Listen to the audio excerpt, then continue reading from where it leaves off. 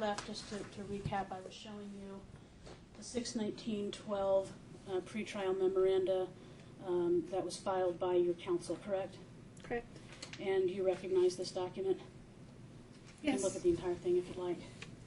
Yes, it's a pretrial memo. Okay. Now, on page 2 of the pretrial memo, tell me if I'm reading correctly on line 2. The parties have resolved custody and share joint legal and joint physical custody of Ivy. The parties' visitation schedule has them exchanging Ivy every 2 days, with the parties renegotiating the schedule when Ivy begins kindergarten.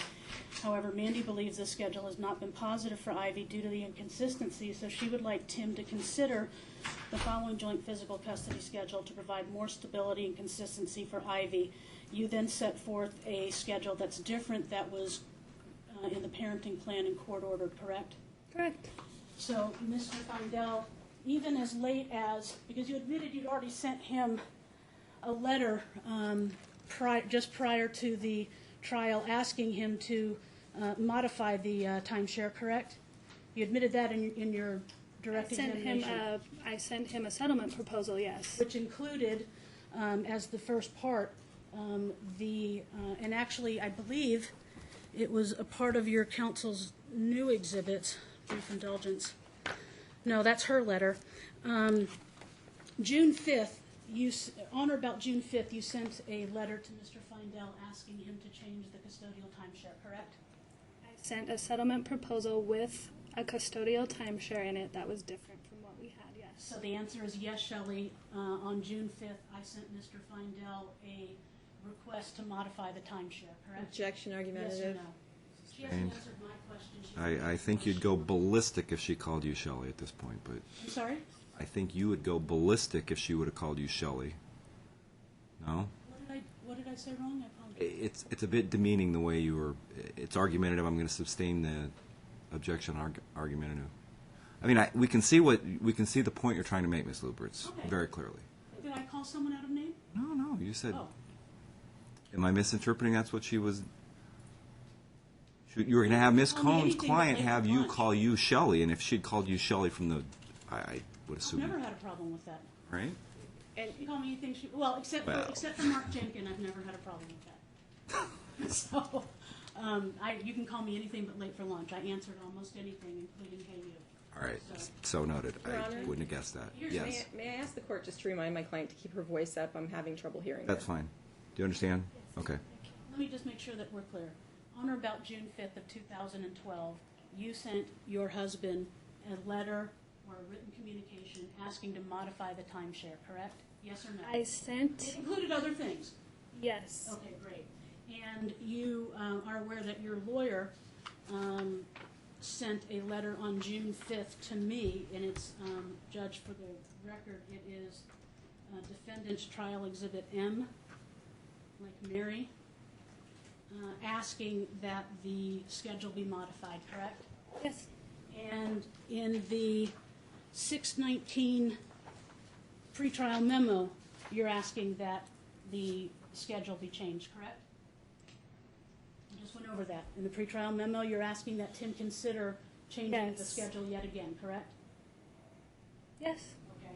And so you understand that Mr. Feindel had every reason to believe that as recently as your pretrial memorandum filed very shortly before the court, that you were still requesting that the modification of the timeshare transpire, correct?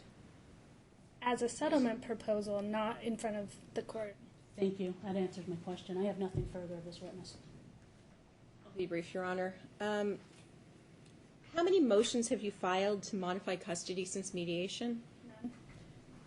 How many motions have you filed to change visitation since mediation? None. How many times have you ever told Tim since mediation that you are going to file a motion to change custody? No, I have not. Okay.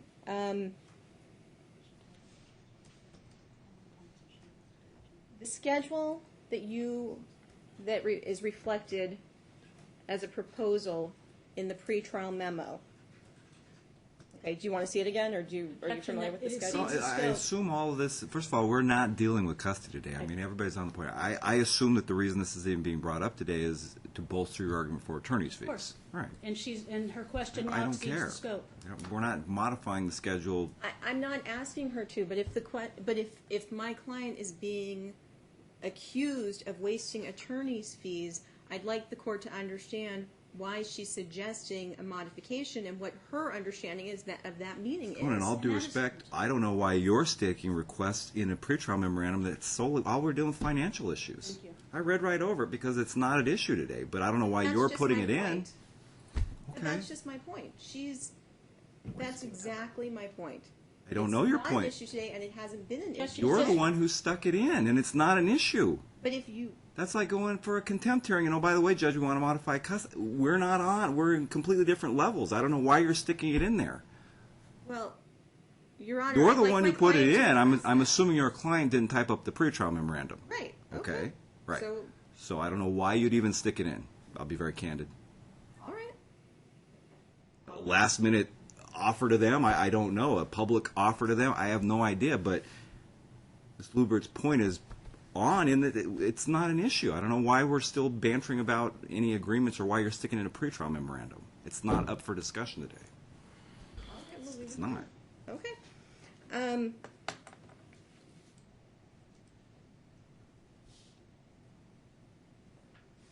All right, so that's it. I have nothing further, thank you. Go ahead and wait, because once we're done, I always have my own questions. A lot of this is going to come from memory the last time we were here.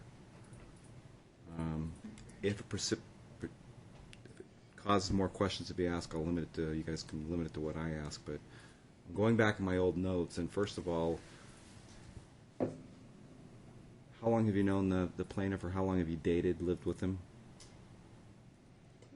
3.5 years Total? total, approximately. Okay. And in that amount of time, you testified that he really didn't work that much, and basically he did work like odd jobs and things like that. He was employed full-time when we met. Just before we got married, he was laid off from his job. And then he worked odd jobs. And Okay. So how long was that? from approximately March of 2009. March to what? March 2009 to present. No. How long did he, since you've known him, has he had a full-time job? He had a full-time job for approximately 9 to 10 months of when I knew him. In the very beginning of our relationship. Okay. I mean, again, it's. Do we have proof about what he made during? Do you have proof of what he made during that amount of time? I don't have paychecks proof right in front of me, but I did see paychecks that were around $3,000 per paycheck. I would just object, again, there's, You're going to it would object go to a as to the judge's weight. questions? It would go as to the weight, but no, to the fact that she is testifying not from documents that have been produced in discovery. Here's my frustration. I don't know that they're admitted as of yet, but can we agree that you're the one coming to court saying he is not working up to his capacity? Yes. So what proof do you have other than that? I mean, did you get his tax returns? What documents do I have months later, now we're sitting here for trial, that he in fact is not working up to his level? I'm sorry, thank you. He Really? You guys are going to jump in and object to my questions to No, I witnesses? was objecting to her talking. was employed full-time when we got married. I'm talking about third-party proof.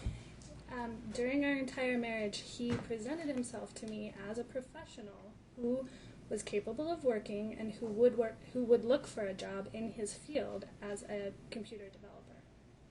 I saw him on his computer often, many, many hours, him claiming he was working to try to bring in money. I don't have... Well, I assume there comes a point where you realize maybe he's not making money. If you're pooling your resources at that point? Pulling resources as... Depositing. And first of all, are you referring to a period where you're dating or married? This is when we were married. Okay. Okay. So I assume you're depositing money in the same checking accounts? And there comes a point where you're realizing him acting like he's working is not generating any money. Yes. Okay. So Yes. And that's why I left him. that's several years later, right? But get me to a Yeah. point where do you have any proof that he's, in these binders that have been submitted, that he actually was making $3,000 a paycheck? No, I don't have that. You also testified, in to be honest with you, it's tying into the legal standard. You can't say that he's unemployed for purposes of child support, or underemployed for purposes of child support. Is that correct? I'm reiterating apparently your notes that you said back on the last time you testified that you can't testify. You can't say he's being underemployed or unemployed. Are you referring to what I said in response to Ms. Lubrance? Mm-hmm. I misspoke, and I was hoping that would be something that we readdressed here. The way the questions were being asked of me, I feel like I had to be honest. Tim was unemployed, but I don't believe that he was unemployed at that point to avoid child support because we were married. Child support wasn't an issue. But again, I'm back to the premise of your case, and get me if I'm wrong. You're here in court trying to prove that he should be working a lot more than he can be, but I have no proof as of yet that he ever has since you've known him. I guess I'll be candid with you. That's the problem I have up to this point. We'll hear more evidence and testimony. Well, I did. Sorry. Because you understand, to date, through discovery purposes, you could have got stuff from his old employers. You could have got tax returns. You could have showed me to date. But I'm assuming since they're done asking you questions, well, you still have your direct. I'm sorry. You're right. It might come out on your direct. As far as what we did with discovery, at one point I wasn't, how do I want to say this, sorry. Child support didn't seem to be an issue until it came to a point where I wasn't agreeing to some of the terms they wanted, and then they were pushing the child support. So we didn't choose in discovery to push the issue of Tim's past employment. When we set this trial, the only issues we truly set it on were, when you guys walked out the doors, child support and attorney's fees. I don't know that at that point, did we have a choice at that point to go back? And I don't know. I don't. All right. Sorry. I have to fill in my blanks, though. I'm glad you filled it in. Did that cause you to ask any more questions, Ms. Luberts, or? None. I'll do it in my Oh, direct. that's fine. You can go ahead and step down. Thank you.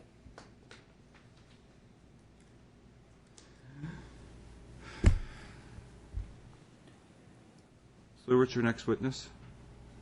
Tim Feindel, please.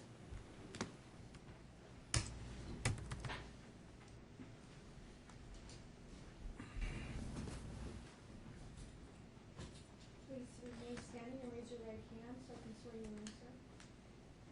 You do solemnly swear that the testimony you're about to give in this action shall be the truth, the whole truth, and nothing but the truth, so help you God. I do. Thank you. You can be seated.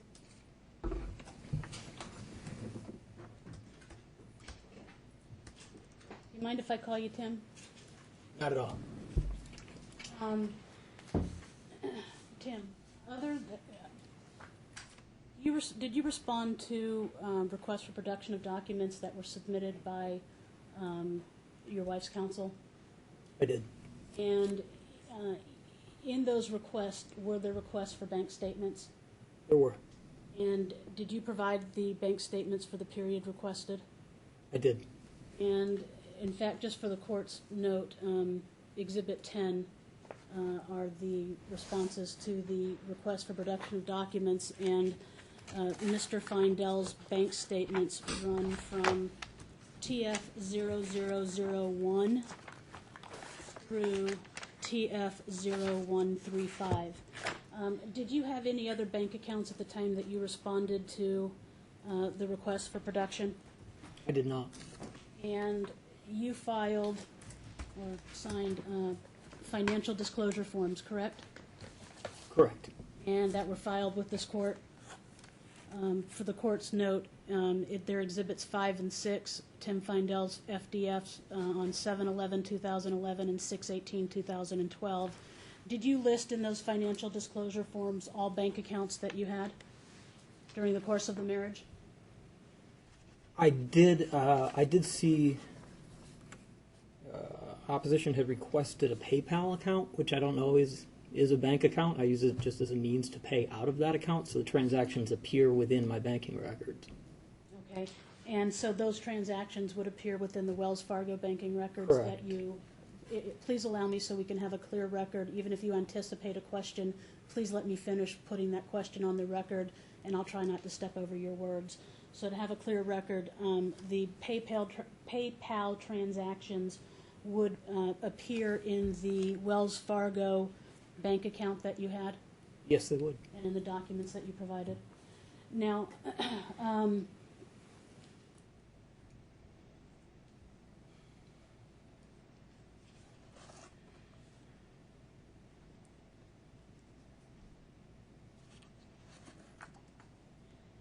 how much how much have you incurred via expenses and attorney's fees related to this litigation? Approximately. Tens of thousands.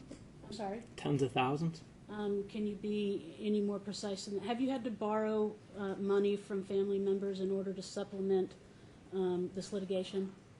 I've borrowed about 25,000. And from whom did you borrow those funds? My father. And how much have you been able to afford to pay me in attorney's fees and costs thus far? So far, I believe 4,000 and change. And do you have an understanding that you have an ongoing obligation to reimburse me for the expenses that have been incurred and the fees that have been incurred? I do. And do you have an understanding of approximately how much is currently owed? Roughly on the order of how much has been spent by opposition. For every document we had to respond to, I assume you'd put in equal hours.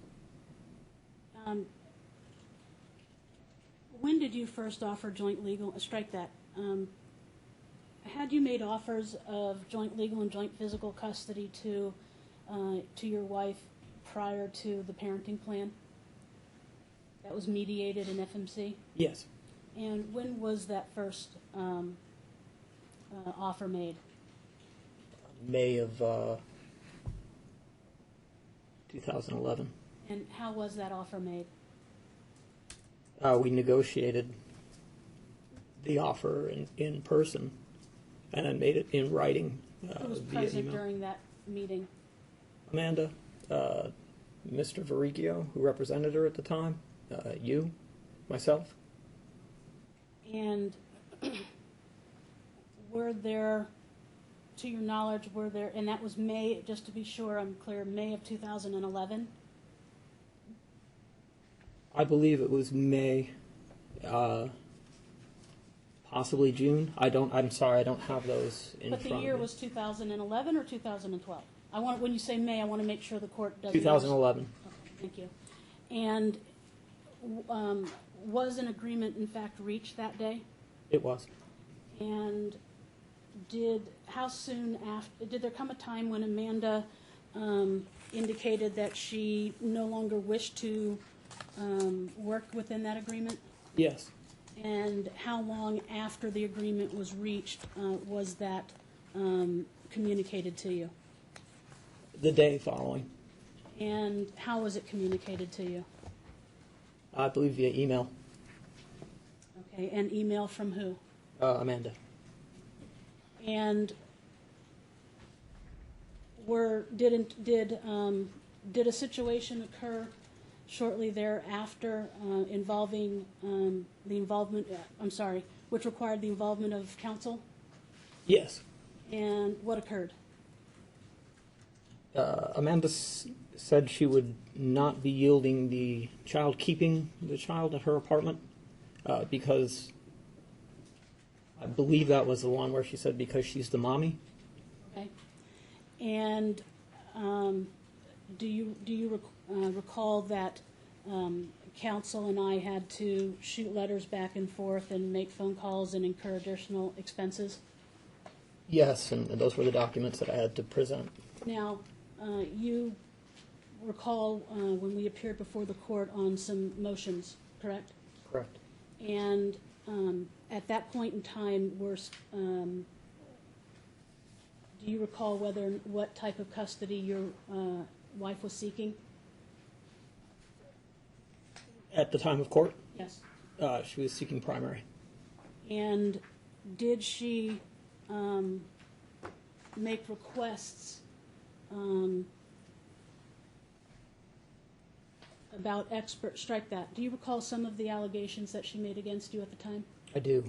And what were they? Excessive drinking, drug use. Objection, Your Honor. This is all in the record. But It is miscombed, and trust me, I would like to intercede myself, but when we're dealing with the issue of attorney's fees and when we're dealing with the issue of trumped-up charges throughout these proceedings, when I have to determine what amount, if any, I'm going to award in attorney's fees, I have to hear why things might have been trumped up. Thank you. I do. Now, Absolutely do. what allegations did your wife make in court about you in response to why she should have primary physical custody of Ivy? Well, as already is in the record, that excessive use of prescription drugs, use of other drugs, emails were sent to my parents, emails were sent all over, and you have the stock there. Do you recall the court asking you the prescription drugs that you took at that hearing? I do.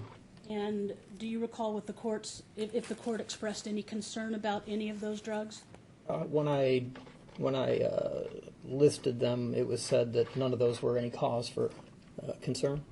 And at that point, did Amanda, through counsel, renew the request that that you take a drug test?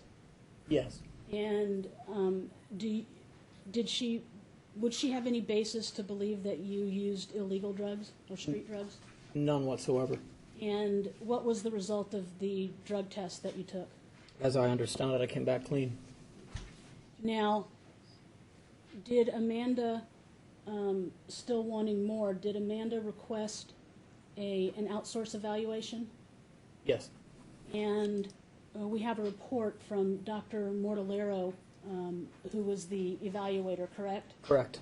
And in that report, did Dr. Mortallero express any concern about the drugs that you were prescribed? He did not. To the best of your recollection, did he express any concern about your ability to have overnight visitation with Ivy? He did not, beyond stating that there were serious allegations. Thank you. And had you been denied as a result of Amanda's allegations of your drug and alcohol use, had you been denied overnight visitation by this court? Yes, I have. You understand that that's the court simply acting and, trying to be, if we're going to err, we should err on the side of caution of the child. You don't hold that personally against the court, correct? Correct. Okay. Now, once Dr. Mortallero's report came out, were you granted overnight visitation by this court? I was. And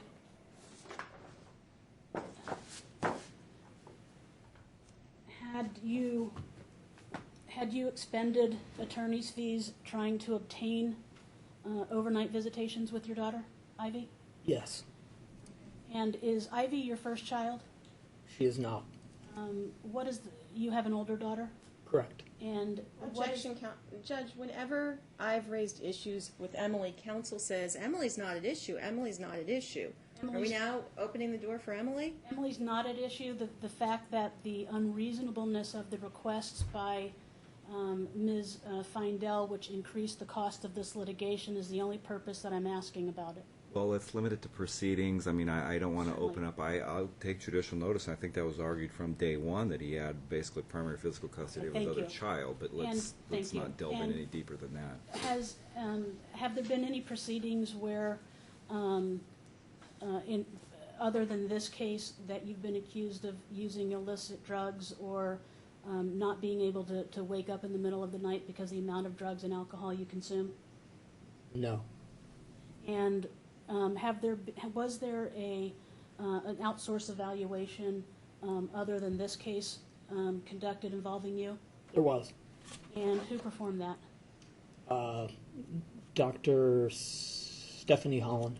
And were there any concerns strike that, have you ever discussed that outsourced evaluation with your wife? I have. And has she ever viewed it? Do you know? I don't believe she viewed it, no. You wouldn't have, I'm sorry, that was a foolish question because you wouldn't be allowed to have a copy of it, so Correct. I withdraw it, I apologize. But you've discussed it with her, correct? Yes. And did there come a time where you had to incur attorney's fees because several, in this case, because several law enforcement officers approached your home? Yes. Can you tell the court very briefly what occurred? This was a couple days following the agreement that we reached with Mr. Verricchio, or with him present, I should say. Or maybe a week after, actually. We had asked for a... Hold on, sir. Are you looking at notes? No, I've got... In fact, I'm just idly paging through this. I don't believe it's relevant. That's fine. I no, see you yeah, looking Tim, down, don't look at reading, and anything when I'm you're concerned that talking. you're. No, reading. I'm sorry. That's fine. I apologize. That's fine. I'm trying to think back to the timing of that. Is there anything that would refresh your recollection as to when that occurred?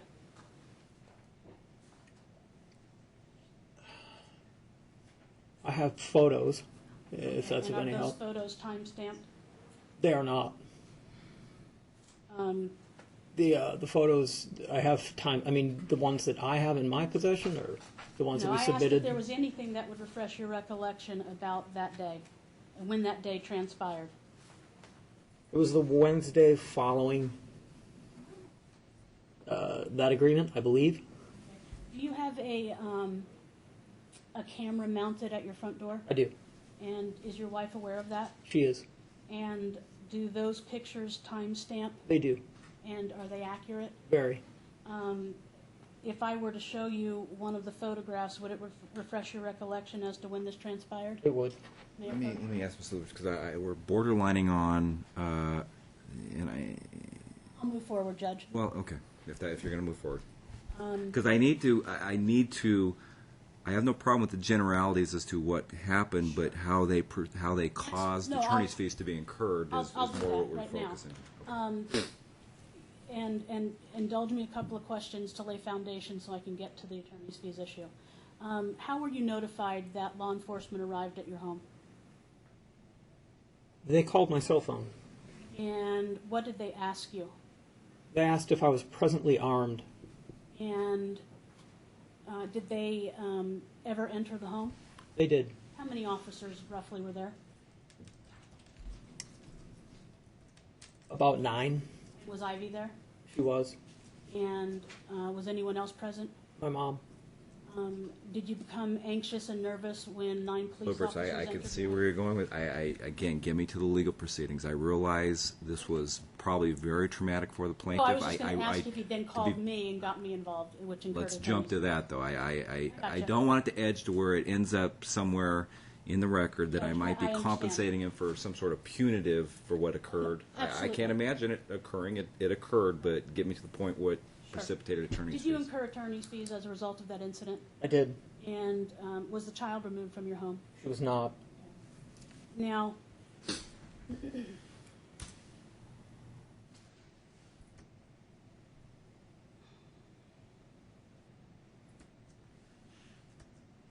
what are you asking this court to do today? I'd like the court to award fees given the disingenuous nature of a lot of the stuff that's happened, given the fact that we could have had this resolved no differently than it is being resolved right now over a year ago. You currently have joint legal and physical custody, This is correct. which is what you offered May or June of 2011. Correct. And did you, after Dr. Moralero's report came in indicating that you were a suitable joint physical custodian, was there a need, strike that, were there proceedings that occurred thereafter? There were. And was the basis of the proceedings that you still not have joint physical custody? I believe that was the intent. Objection, Your Honor. The record speaks for itself. Ms. Cohen, again, she has every right to go through what attorney's fees she's incurred, and if it's at what they're alleging unnecessary hand to your client. I mean, I will. Listen, ultimately, let's be realistic. If I indicate that they're going to be awarded attorney's fees, not only will I go back through all the proceedings, I'll have to see a detailed billing statement under Brunzell from whatever party I awarded attorney's fees to see what it was actually incurred and what it was for. But for her to go through, you had more of an objection when she was sitting there talking about what happened with the police than you do right now. I mean, she's talking about stuff that was actually incurred. Well, can we have a time frame then? I'd ask for a time frame on when these occurred. Well, the parenting agreement I show was entered back on December 7, 2011. That's what my notes indicate, at least in open court. I can tell you that the date, you can take judicial notice, September 18th, 2011 is the date of Dr. Mortalero's report. Right, I've got that as well. And the court will also... What we did on that date, on September 14th when we were here, we had Dr. Mortalero's recommendations. I incorporated Dr. Mortalero's recommendations. We referred them to FMC to tweak their own, so it fit them the best. When we were back on December 7th, 2011, they had reached a full parenting agreement. We executed it on that day. Right. So, all right. And the court recognizes that as recently as 6/19, they were still asking to tweak it. I see that. That's all. Go Now, ahead. Tim, do you know, let me ask you this to short circuit it. Will the court take judicial notice of the number of proceedings we had and the reason for Absolutely. I just indicate that. I don't have have to ask all, him about that those are the then. minutes from every hearing. Super. Thank you. If necessary, I'll actually watch some of the videos of the proceeding, of the prior hearings. Thank you. What I'm looking for specifically, because let's be realistic. I mean, with both counsel, when we get these cases initially at the outset, I do err on the side of caution. When things are being alleged that might be of a harm to a child, I do take very precautionary measures. Deeper in, now that we've had some investigation, things like that, now that we know what I assume to be the truth, maybe I'll go back and review the stuff that was actually alleged at the initial proceedings to see, compared to what the recommendations of Dr. Mortalero are, to see at what level maybe they were being a little bit out of proportion at that Thank time. you, and I appreciate the court recognizing that. That's going to short circuit a lot of things that I have to ask Mr. Feindel. Are you also asking the court today for child support? I am. And are you proud to be doing that? I'm not. Why is it that you're doing so? It's just become apparent that opposition would do the same, and given that she writes her own W-2s, her own pay stubs, I'd be fairly certain that she's going to take a cut in wages shortly, something like that. And if at some point in time, and we have joint physical custody, your income significantly exceeds your wife's, would you expect to pay child support? Yes. I have nothing further of this witness. Okay, let's go.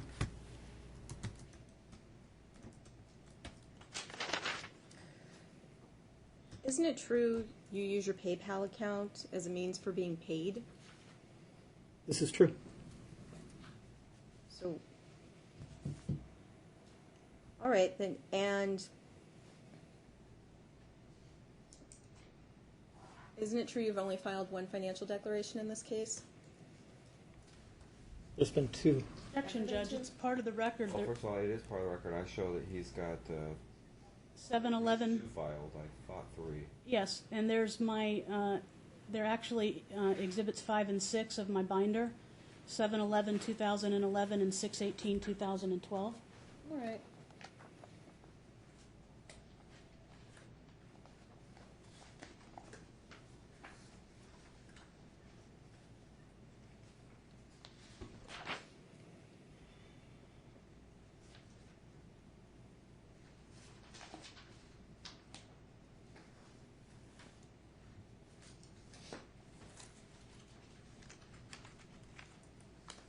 Isn't it true that prior to mediation, you didn't offer Mandy a holiday schedule? That's false. When did you offer her a holiday schedule? Both prior to and in mediation. How so? She's always been privy to my other daughter's holiday schedule, and I'd hoped to match it such that the girls could be together. Okay. And how did you offer that to Mandy? In writing, verbally, I don't know. I don't know specifically, but I know that she was quite aware of it. I know it was also offered during mediation. How does he know what she's Please aware don't. of? Ms. Please Cohen, you don't cannot speak over talk over him. Wait till he finishes. There's a record. How do you know what Mandy is aware of? I don't. Okay. Do you have any writings to show that you offered a proposal? I'm not sure. I can turn on my computer and try to find some. Okay. And when exactly did you have these? Well, do you have your computer here? Which I have several computers. Do you have a computer here that you can turn on and find this writing? Take judicial notice. He has some sort of laptop device sitting over at his table. May I also ask the court to take judicial notice of the fact that we sent a full parenting plan to them back in May of 2011 to Mr. Verricchio, which included a holiday visitation schedule. It's also in the decree of divorce that we sent over 2 or 3 times to council. There's, The I decree of believe divorce there's that we agreed that we would accept the terms of the visitation schedule. months later. And she said We she's were asked- still hammering. I think there was a hearing where Mr. Winsett showed up for you. I recall February. Shan showing up, right? At that point, we were still not done, right? Right. No, actually, everything that was at issue at that point, Custody was done because we'd entered the parenting Exactly. agreement. right, what was at issue at that point was attorney's fees and child support. At that point, we had already sent an email, we had already sent documentation saying, Counsel we'll accept the testifying now, I agreement. object. I don't know. I I mean, think her listen. counsel- her Let's be testifying. candid. I don't know what you're submitting as far as.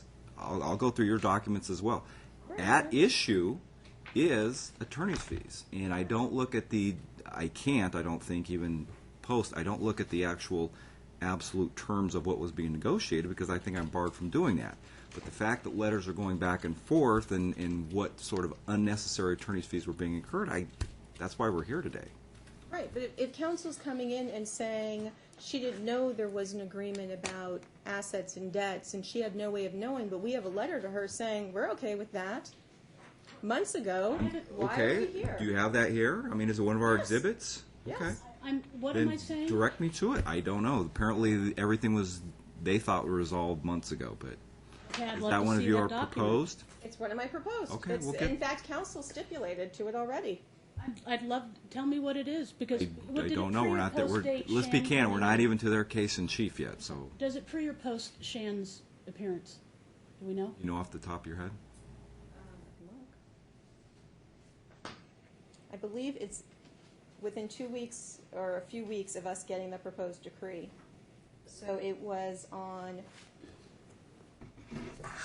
March 6th, but it's my understanding Shan's appearance was when? in February. But it's my understanding, if you review Shan's appearance, that it was also pretty much clear that it was attorney's fees and child support still at issue. But we're still here though on that, so it's not resolved. I Custody was understand, resolved. But my point being that even back in February, I would it was object just clear to that Hold on, Ms. division of Lawrence. assets. Testifying Even at back this point. in February, it was clear that division of assets and debts was pretty much a done deal, and that wasn't what was holding up the divorce. Okay. That's my only point. That when counsel claims that she's incurred attorney's fees because she didn't know what the division of assets and debts was going to be. Well, let me be very candid. I don't want anybody get gleaning anything when I ask parties questions that I'm leaning one way or the other. I simply have blanks that I need to fill in my notes. Let's say ultimately they're entitled to some attorney's fees. Ultimately, she has to submit a billing to me saying this is what was incurred and for this reason. You're absolutely going to have at least a week or two to respond to that, and you can go back into her billing saying, why is she incurring attorney's fees to negotiate property and debt when, in fact, property and debt was already resolved? You have every right to do that. But if the issue is still, because it's not done because we still have the issue of child support. And I recall from opening, your client still feels that she does not need to pay child support. He was asking for a sum of, I believe, $500, around $557, if I want to be exact. Correct? Yes. So it's not resolved. We had to be here anyway. Right, I understand. Okay. All right. Okay.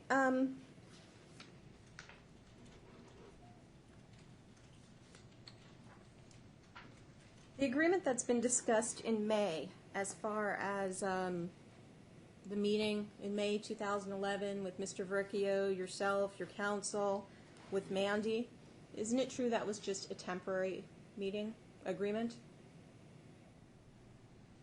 The agreement we reached at that point was stipulated to be, I believe, 30 days or 60 days. Okay. And isn't it true that the police, when they came to your home, that was at the 30-day point? That is not true. So if Mandy says that it was at the 30-day point, that would be incorrect. We have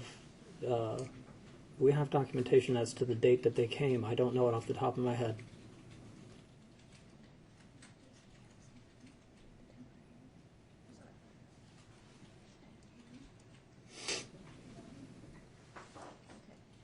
Isn't it true that you've produced no emails in this matter that were sent to your parents from Mandy or her family? That's false. Relevance?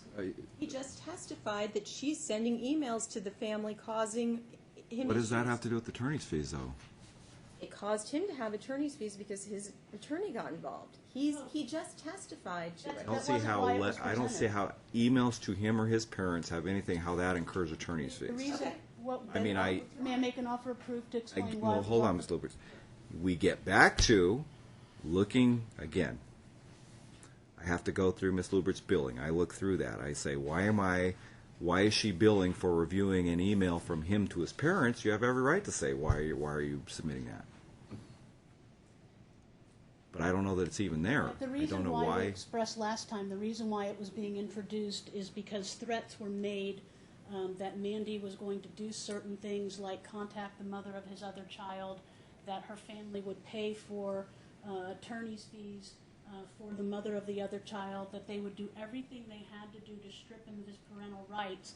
All of these things and all of these reasons, we had to come back and back and back, and that's why we incurred fees. And the court and all of these things were already admitted, including the declaration. So we showed that everything her mother threatened was going to happen, Mandy actually did.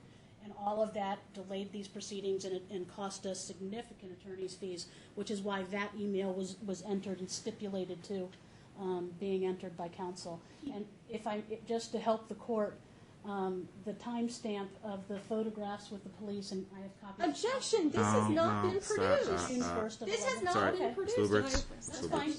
I'm using it to refresh his recollection. We're but I'll do talking whatever. one email that was referenced or attached to a pleading. That's different. I get the That's what we're impression you were talking asking about a numerous amount of emails that he was sending back and forth between parents, and He Ms. testified Lubers was to billing emails. for it.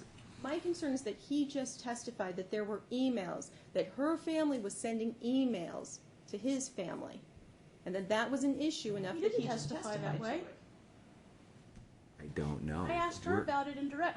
That exceeds the scope. I never even mentioned an email about that. We're in back to direct. are they being submitted by either one of you? I'm going to end up going through them. No, but I never He even asked him about it. testified It exceeds the regarding- scope. When he was testifying regarding attorney's fees and the like, he said that he was sending, that Judge, if she I was may- sending emails. The Miss- people in the peanut hold on. gallery are talking and are. And you'll be excluded if you do it again.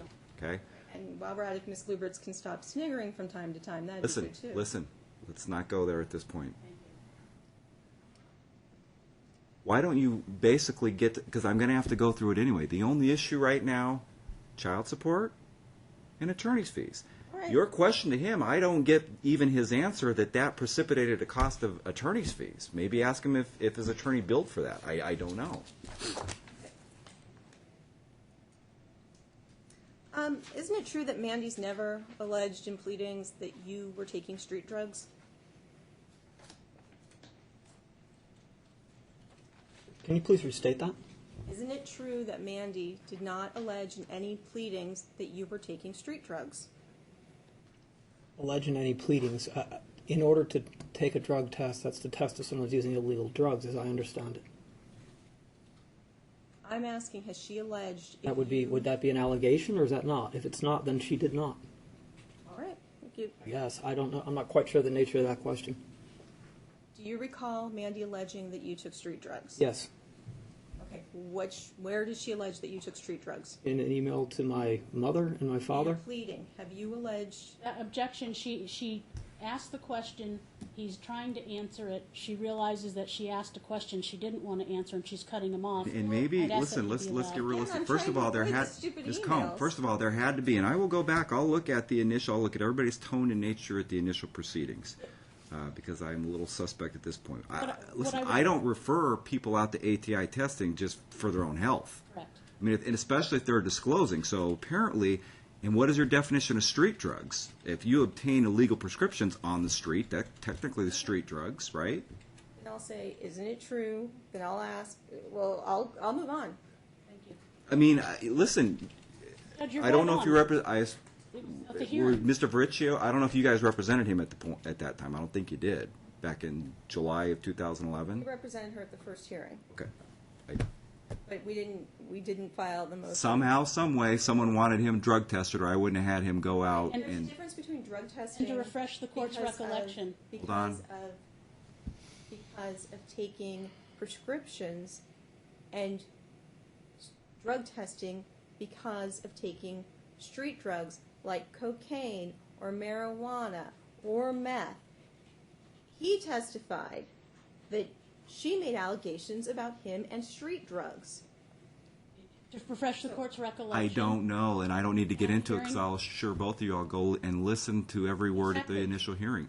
I don't know if he truly said on the record what he was taking on that day, Yes. and your client above and beyond says, no, I still want him drug tested, then it's assumed that, what are you looking for at that point? That's exactly what Improper happened. usage of prescription medication. How are you, okay, all right. She'll testify to why she felt the need to ask for that.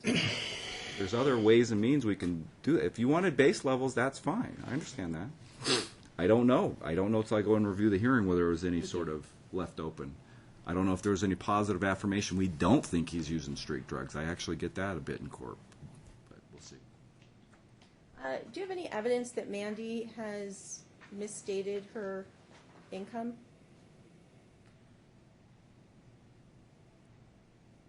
Yes. Other than her documents? Yeah, we submitted it. Okay, let's look at that. I apologize. And this actually exceeds the scope of my direct examination. Here's, She's got I her believe, case- listen, hold on. He did, and I believe it was coming anyway, but I would hope, even given the acrimonious nature we have here going on in court, we'll give a little bit of latitude, because otherwise she's just going to call him in her case in chief, and we'll have to go through it anyway. Then do we have an understanding if she's going to exceed the scope, she's not calling him in the case in chief? Because I No, I don't don't want her think to she's willing to do exceed the that, scope but- and call him. He testified that she plays with her, basically, that she plays with the numbers and that she's. Did. He He did. did. He He opened did. it up. So Go let's ahead. go through his evidence. So I'm going to approach because I don't think he has a copy. What are you Have approaching? extra. Okay. Plaintiff's Trial Exhibit, Book 2 of 2. The clerk actually has, Yeah, I see. clerk has- I don't think he has. Does he have a copy of plans? Aren't you to get those big black lines up there? yeah. Once they look back blinders, that's what the judges have. The judges- Counsel didn't provide an exhibit Yeah, copy. actually, we did, because we've had exhibits already admitted. I'm just gonna need these. Well, and I've got mine tagged, so why don't we just go ahead and give him the originals? That's all Thank you. right. Those are the ones that were marked, and those are the ones for the witness.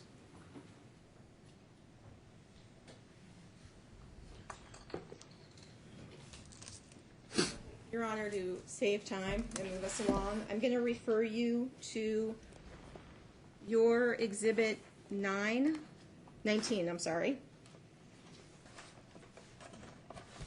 My exhibit 19? Thank you. Yes. Bates number AF 146.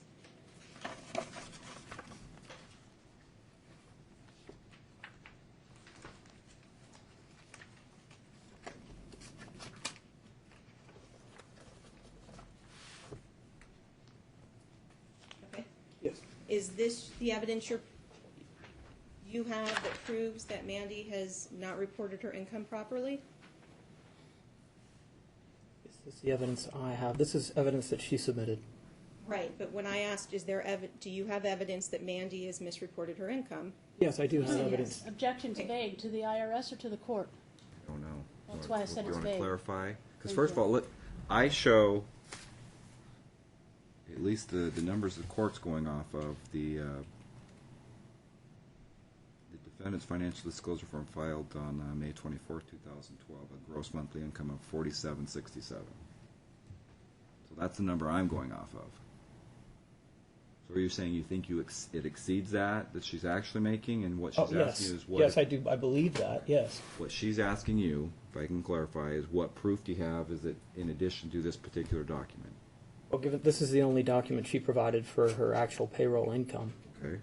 it doesn't include the entire year, so I don't know. So If I extrapolate if I this out can, over the year, the question, as far as I know, Ms. Cohn is posing to you is what evidence do you have? If it's just simply a belief, that's different. Do you have any documents to prove that she actually earns more than what she's claiming?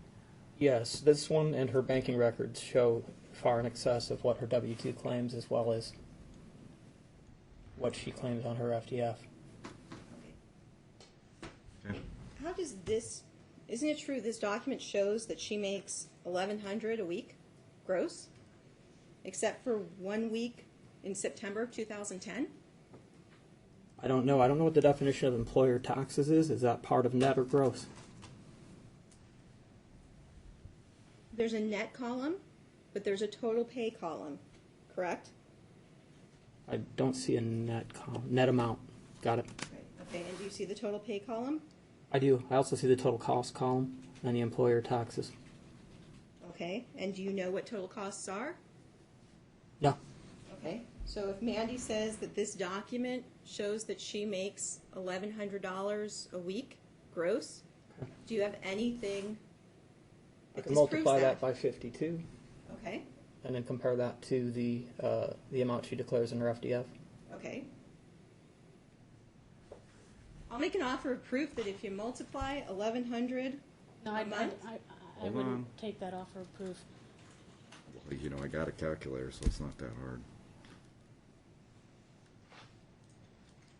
I thought I already did this, though, but...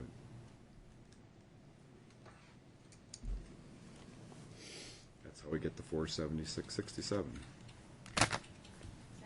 okay. Judge, there are other things that are, this is intentionally misleading. She testified Ms. that she Lubitz, gets... you can rehabilitate your client, you can It's fine, Judge. cross-examine her. I'm guessing I'll she's take also care of going to it. Thank testify. Okay. Okay. Also, isn't it true that when you look at this page, AF 146, that this is actually records for a third of a year? Yes. I'll save the rest for my case in chief. I have nothing further. I have very brief, just very brief. The PayPal payments that you received that counsel asked you about, those are reflected in your, for income, those are reflected in your your Wells Fargo. That is correct. Also, do you recall your wife's testimony about who pays for her personal gas and medical insurance? Yes. And who paid for those? Her parents, her business. And do you have an understanding as to whether or not that's taxable as income, especially for the purpose of child support? I believe it counts as income as far as child support goes. Thank you. And is that reflected on the document that 146? No, it's not. And who prepared 146? I believe Amanda did. And what do you understand Amanda's role to be at Western Sealants? She's the manager and bookkeeper. Is there anyone other than Amanda that you could have asked for documents about her accounting? Or, I'm sorry, about her income? I don't believe so.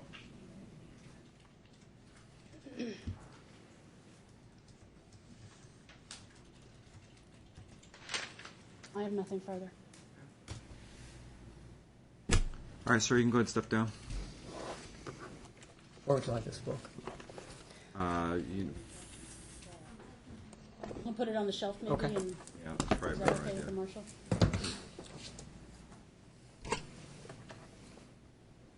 rest, Judge. All right. Ms. Cohen? I call Mrs. Feindel. Okay.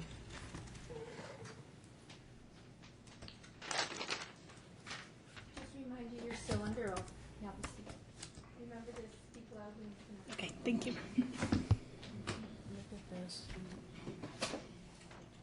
Okay, Mandy, Judge, I'm sorry, I'm just gonna go a little out of order because I'm always afraid I'm going to forget these questions. Are you currently pregnant? No. Oh, I forgot we had to do the foundational stuff. We already have a resident witness that testified in February, but I just want to get this out of the way. And then, I'm fine with it, Judge. He's actually here, and he That's fine. testified, and the court accepted it. I don't think we need further comment. and then, as far as your last name, would you like to retain the name Feindel? Yes. Okay. Might as well do the incompatibility too. Or Oh, if they right. live separate Is and it apart. true that you're? Oh, sorry. Unless they've lived separate and apart now for over a year, I'm guessing they have. Actually, I think they have. Is that correct? You're in 3 Yes, we have been. Possibility of reconciliation with the plaintiff? No. Okay. All right.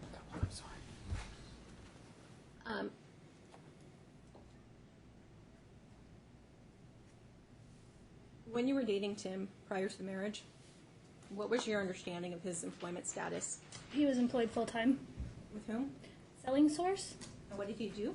This has He been was asked and a- answered and already covered in the Listen, direct examination. Sluber, it's her case. And she's able to present it however she'd like at this And point. the court I will take remind note of it. everybody, though, however, I don't want, I mean, again, we can deviate a bit Right. in that your client can obviously explain why she thought it necessary, things like that. But at issue today, ultimately, child support, attorney's fees. That's really all we're Work talking about. history Will is you be taking- important. I'm for sorry. child. I understand. For attorney's fees, will you be taking note of the duplicative nature of testimony?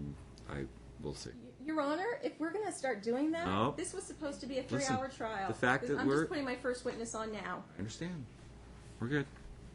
Okay. And with whom was Tim employed? Selling source. And what did he do? He was a software developer. Okay, anything else? Objection calls for speculation. She has no personal knowledge. They were they were Overruled. dating. Okay, and to your knowledge, is a developer the same thing as an engineer for software purposes? Yes. Okay, do you, you've already testified to what your understanding is of what Tim was earning at the time he was working at Selling Source? Yes. How did you come to that knowledge? I saw pay stubs. Okay. And do you recall how often he was They're paid? hearsay documents. You've already told her that if you don't have the documents, Luberts, and that ultimately, in the end of the day, is going to be my question: why I don't have them here. Okay. She's testified, as far as I know, is it's $3,000 a week or Every 2 weeks. every 2 weeks. Okay, I'm a little suspect myself. did Tim have Thank you. any business interests at that time? Yes, he had Turbo Gladiator Industries. And what was that? It's a website that offers web marketing, web development, video editing, security type things. And to your knowledge, is Turbo Gladiators still around? Yes, And how do you know this? it's still on the web. Okay.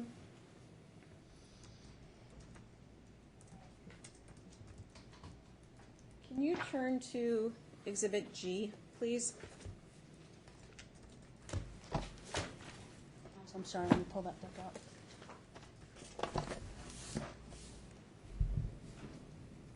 Okay, I'm there. Okay, do you recognize the documents in Exhibit G? Yes, it's the logo for Turbo Gladiator Industries. Okay, and would you look at all the documents for Exhibit G? Yes, it's the website of Turbo Gladiator Industries. Okay, and where have you seen these documents? On the web. I would object. There's no certificate of authenticity. The person to have asked these questions of would be my client. Anything that she answers is going to be speculation. She has no personal knowledge of anything about this company. Other than indicating that she got on the web and printed that out, she can testify to that. But the Otherwise, there'd be intricacies of the foundation. website and whether it even generated income, I mean, that's got to come through. Or whether it's even his or active. She doesn't know. So, Right. thank you. I mean, I will allow her to testify she got on the internet, printed that out, and she believes it to be his. That's Thank about you. all she can testify to. Perfect. And do you believe this to be Tim's? Yes. And why? Because he spoke of it. He sent emails from turbogladiatorsindustry.com. He used it as a reference to work he could do. And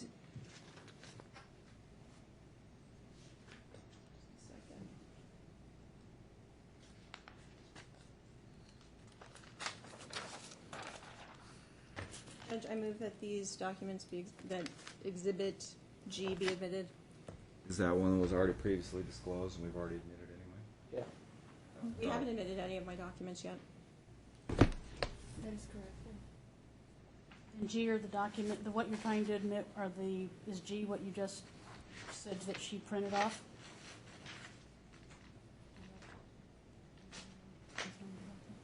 Well, if we need to do the same thing with what Ms. Collins proposed, first of all, what you have here disclosed Ms. Lubert's at least 30 days prior to trial? I don't believe so. I disagree. I said I don't believe so. I'm not saying they weren't. I'm just saying if we're at the level of the 16.2, because then there's going to be a presumption that they are coming in. I mean, I will give them their due weight, but after that, then we're only dealing Tell with... me when. I have my file here. I could pull them. Your Honor, we didn't go through this with her documents. and We she's- did? Well, We didn't go through when were they produced and has Ms. Cohen seen them and was it 30 days before? Judge, I think that answers the question. I mean, if they produced them 30 days before, then they wouldn't have an objection. Hold on, I'll tell you when I produced Hold on a second. them. We'll take a break. We could have, and if we didn't, we could have dealt with the same thing we did when we dealt with hers, but we're not your case, so...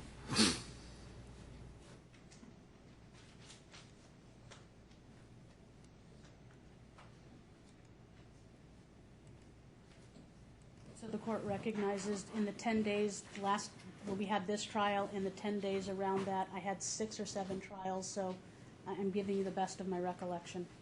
Well, listen, the presumption under 16.2, if they were disclosed to you, there was no written objection filed, then we're down to relevance and then prejudice, confusion, waste of time. Otherwise, they'll end up coming in.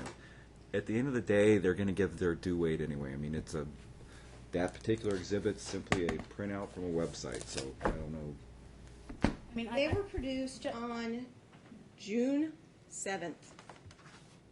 And trial was set when? The first day of trial.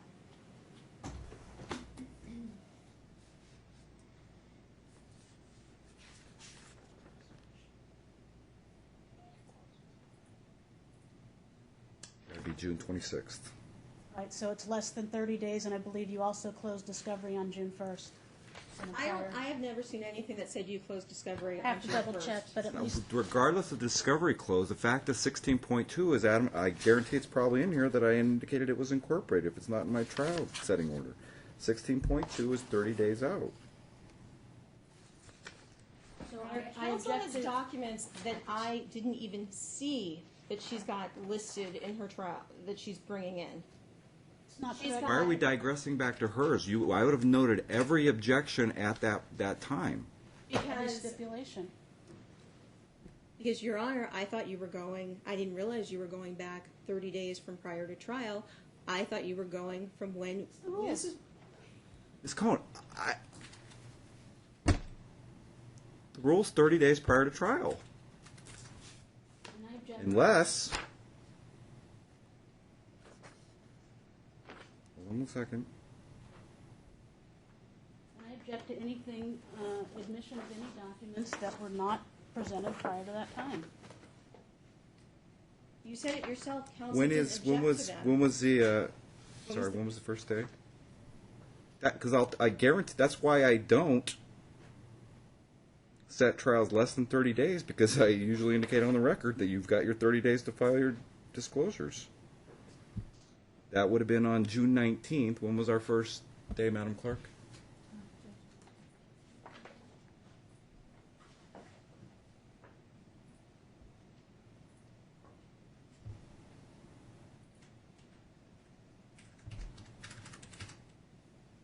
Anybody else off the top of their head? I'm looking. Our for- first day we were in here. The first day in here, Judge,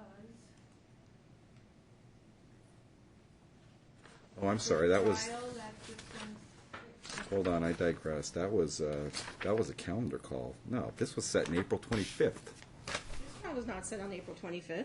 Yes, it was. Yes, it was. It absolutely was. When we were on June 19th, that was a calendar call. Correct. We set this trial June 26th. I'm sorry, April 25th. It was a firm setting. I only give firm settings in my court. Sorry, Your Honor, I didn't. So if your believe that objection is that was pursuant the to case. 16.2, then apparently they're not coming in. It also states it's further ordered that all discovery shall be completed no All right, later than May 28th. I just need 16.2 at this point. Well, thank Your you. Honor, then I would ask that you take judicial notice of this website. Under the judicial notice I'm not rules, going. I'm not going. Miss Cohn, your client. Let's be realistic. Your client can sit there and she can testify. Hopefully not till past 5 o'clock today. She can testify. I got on a website. I looked at it. I believe this to be his. The fact is, because they weren't disclosed in a timely manner, I simply can't look at the page that she printed out from the website. She can testify to it. I simply can't look at a document affirming it. Okay. All right. And the court will note my continuing objection to admission of. They're not. Listen, if you're admitting, Ms. Cohn, that those documents were not disclosed 30 days prior out, then none of them are coming in. Thank you. I'll double check, Your Honor. You can make reference to pleadings, which I think was a majority of Ms. Lubert's anyway that was filed. You can cross-examine with those, but as far as documents that were not disclosed prior to that June 7th date, they can't.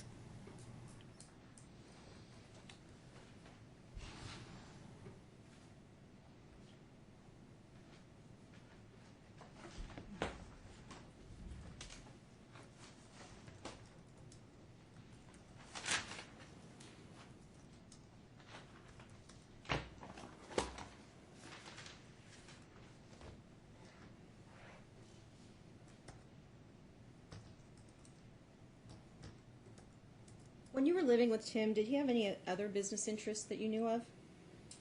He had something called Jugalop Technologies. Sorry, Jukarov? It's Jukilop. Okay. And did he do any other work around this time? While we were married, he did work for Miss Lubert's office. He did work for a place called Washworks, doing a database. He did work for. He did work for a high-end boutique. He said doing a point-of-sale type thing that I know he visited it once while we were together. Okay. And do you know what Tim got paid for the work he did for Miss Lubert's? He claims that he did work for Miss Lubert's in exchange for legal counsel in dealing with Emily's mother. Okay, and how much work did Tim do for Shelley, if you knew? Judge, I have to object at this point. It has to do with Emily's mother, which predates this case, and I believe predates the marriage, and it would be irrelevant. I'll have her. Excuse me. It would Go be on. irrelevant. I'll have her testify Predates- to a time frame. And how? And again, But if you're admitting by the question itself that it has to do with this other child, what relevance is that? I mean, Just because it has to do with the other child doesn't mean that it didn't happen during their marriage, as that he was doing work during their marriage. for the other child. Right, but he was What doing does that work have to? nonetheless. Again, we're dealing with attorney's fees in this case and child support. So what does that, on a relevance basis, have to do with it? Now, if you're Because going to, if- go ahead. If he's doing work for a law firm during the marriage, that has to do with his ability to work now. I don't understand. If he did work during the marriage and she knows about it and can testify to it, but he says now I can't work more than 18 hours a week, it's relevant that he did work during the marriage He hasn't said that. working at a law firm. He hasn't testified that way. It makes So no are you sense. stipulating he did work for you? No, how long ago was it, Judge? And what climate I are don't we in? know why. I'm going to leave her testimony limited to that. She believes that he did. Ask him. Unless she has personal knowledge and was over his shoulder at Miss Lubert's office, I have no idea. Well, she actually was involved. She can Over his- testify to being involved. What? Well, I don't know, Miss Lubert's. Go ahead. Okay. And what time Remind her frame are we she's under talking oath, about? please. That's really Stop. offensive, Your Honor. Let's go. Let's go. Can you tell me what time frame we're talking about? It was just before and during our marriage. One That's instance. vague. What time frame? She said. Just before and during her. But I'd like to know specifics because now, after all this talk, she's going to say after marriage. Okay. She was testifying to What during did he do the for marriage. me and when? She was testifying to during the marriage, so I'll just say the record reflects that she Listen. had already said that. Tell me what she knows directly, okay? The instances like that where she was over his shoulder at the office and knew what, because again, most of this is probably going to come through him. How were you involved? There was one instance that I was not involved in directly, but there was a second instance of Tim needing Miss Lubert's to try to get Emily's mother to allow Same objection. Emily to Emily. be Go on. Go ahead. to allow Emily to be baptized in Nantucket at the same time as Ivy was going to be baptized in Nantucket. Sustained. You know So about what that. is that? That's Listen, not no. ours. Tell me what work she watched her do. Him do. I don't care about what happened in that other child's case. I don't. Okay, I'm sorry. I can clarify. What Tell I me- know is that Tim left the house while I babysat Emily for him to go to Miss Lubert's office to do work. I was not over his shoulder, no. Okay. Same objection. But I asked that it was be there any stricken. communication that you were a part of? Yes, emails. He was. Tim forwarded me the emails that he wrote between him and Miss Lubert's about this particular instance of the baptism. And were you having Objection. Where are these emails? Do we have those emails? I have them. Yeah. Where? Into evidence they were disclosed? They weren't produced. Thank you. But she has them. I asked that her testimony be stricken. Your Honor. You're trying to get, I think, a lot out of your client versus asking him and under oath as to what he's done for her, and then maybe put her back on Okay, to I'll put her back rehabilitate. on But if for I have right to. now, you're trying to get everything out of your client. I just get the impression she really doesn't know the extent of it, if she does. Well, I'm not saying. Unless you have a smoking email from Miss Lubert saying, I'm crediting you this much toward this much for your services you performed. I don't know how you're ever going to get to a dollar amount, but Your Honor, I'm not necessarily trying to get a dollar amount. at the end of the day, I can't speculate. I have no idea. That's why we're here in trial, for evidence and testimony. I'm still dumbfounded I'm not looking at tax returns. I really am. I'm really dumbfounded I'm not looking at prior employers' check stubs. I don't know how. You understand that I can't sit here and speculate. Right, but you can look at Nevada average wage. You can look at what he currently earns. You can look at what the average person who does his job in Nevada earns. I could, but guess what? She decided to procreate with a man that wasn't doing that in the first place. Correct? She's testifying. So now that what we're he- splitting up, now that we're at the end of these proceedings, he should go out and earn an amount of money that he never did before. Because, again, you're not giving me a foundation to even go from. We're saying he should earn what he already earns. Then show me what he already earned. He earns $25 an hour right now.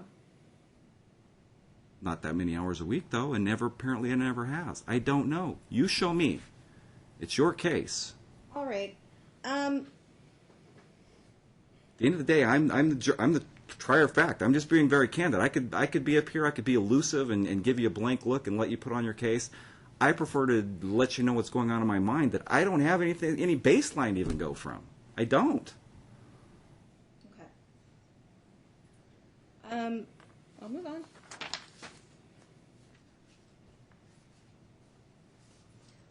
Okay, did there come a time when Tim was no longer working with Selling Source? Yes. And when was that? Approximately March of 2009. And what did he say? He came home in the middle of the day one day and said he got laid off from Selling Source. Okay, and what was your status with Tim at that time? We were engaged to be married. Okay, and what was the status of the wedding at that time? It had been mostly planned and mostly paid for. Okay, and were you concerned when Tim came home and said that he was laid off from Selling Source? At first I wasn't concerned. Okay, why not? Because Tim had presented himself as a professional who worked full-time as a developer. He was also very confident, saying he was at the top of his field. He said he had a really great resume and that it shouldn't be a problem for him to find a new job. And did Tim seem concerned? No, he didn't. Okay. And what did Tim say about being unemployed? He said that it shouldn't last long and that he wasn't too concerned about it because he could also be self-employed. Okay. And so did you ever respond to the comment about being self-employed? Yeah, at first I was okay with him trying to pursue self-employment because he had presented it as something that was very viable. I made it clear that I would like him to keep a schedule, that it wasn't just you stay at home all day. Objection as to relevance as to attorney's fees and child support about what she wanted him to do as far as keeping a schedule. I overruled. I get that as it has to do with his income or potential income. So.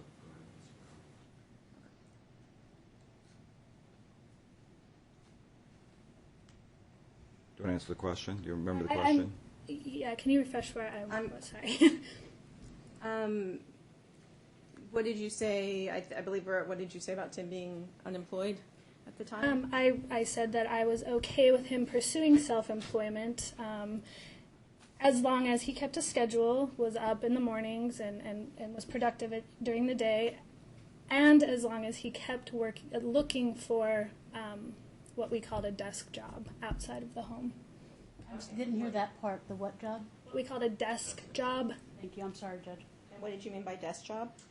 Work outside the home that was a stable, reliable paycheck. Why did you tell Tim that you would support him working for himself? Because he had said that in the past he'd been very successful at being self-employed and he had made quite a bit of money and was able to support himself and his other daughter. Okay. And how were you convinced of this? He talked about it a lot. He talked about affiliate work he did with Amazon.com. He talked about how he had made quite a bit of money through Amazon, especially in seasons like Christmas. He claimed quite a bit, that he made upwards of $60K in one season. Okay. Did Tim make any promises to you about employment? Yes, he said if it went on too long, 6 months of no employment in his career path, that he would pursue employment in other places like Home Depot. Okay. Any other places? He had been a bartender. He had been a wine rep. We talked about him working at Total Wine. That didn't pan out because he said that they required things he wasn't willing to give. They required their own stock, and he didn't want to provide his own transportation. Okay, let's talk about that time frame again. So when was Tim supposed to have a job by? Would have been by December of that year that we got married, 2009.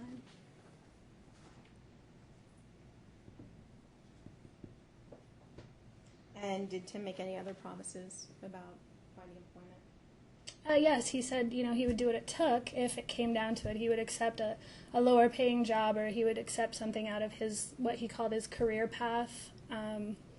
He said he would do menial labor. He would do what it took to help us support the family. Okay. And what came of Tim working on his own? It didn't work out. It ended up being quite a disaster, actually. Caused a lot of problems in our marriage. He didn't keep a schedule. Objection as to relevance on this point, Judge, as it relates to attorney's fees and the fact that Sustain.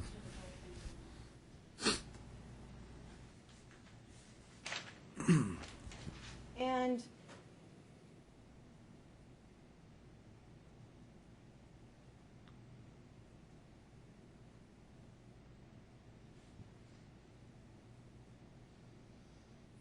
during this time period,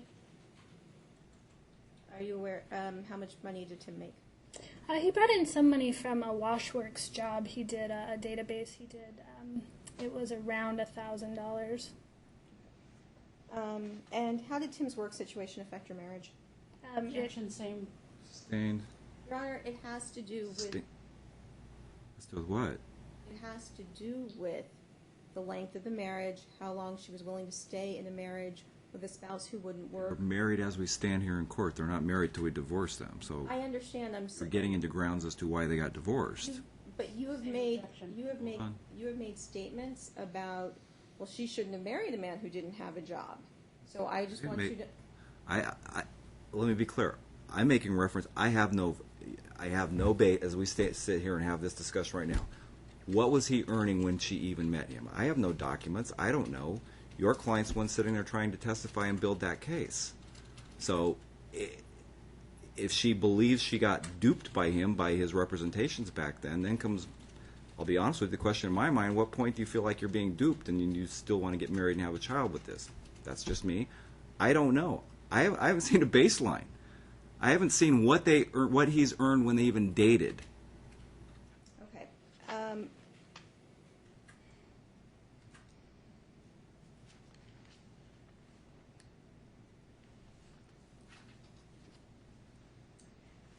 After December of 2009, did you have any discussions with Tim about him getting a job at Home Depot or in fast food? Yes, he said that he would apply at Home Depot, and with the clarification that he would only apply at certain Home Depots because he didn't want anybody that he knew to see him in Home Depots in our area. So he did claim that he would do that, and then towards the end of the marriage, I guess the marriage isn't over, excuse me, right before I left, he just claimed that he wasn't going to take a job out of his career path. He wasn't going to do menial labor. Okay. Were there ever discussions about Tim staying home and taking care of Ivy? Yes, there were discussions. Okay. And what time frame? Right after Ivy was born. Okay, and what were the discussions? I took Ivy to work with I would me. ask as to the relevance as it relates to child support and attorney's fees. It relates Has to to do with attorney's child support. fees. Well, I can tell you what I'm gleaning from it. As far as child support in the agreement that he stay home and watch the child, is that correct?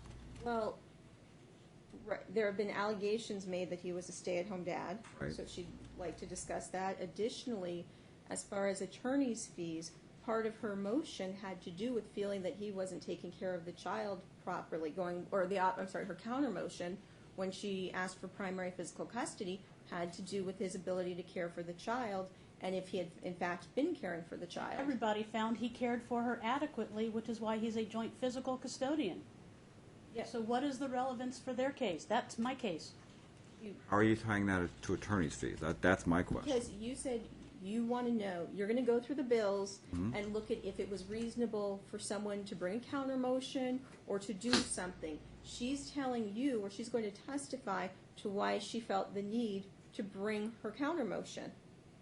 So she's telling In the you counter this motion is what itself, life Jim. was. Lubricz, This is I what you don't have to say something every single time. know.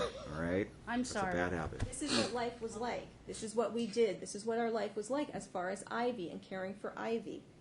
So she's just going to testify about caring for Ivy. How does that get me to unnecessarily incur attorney's fees, though?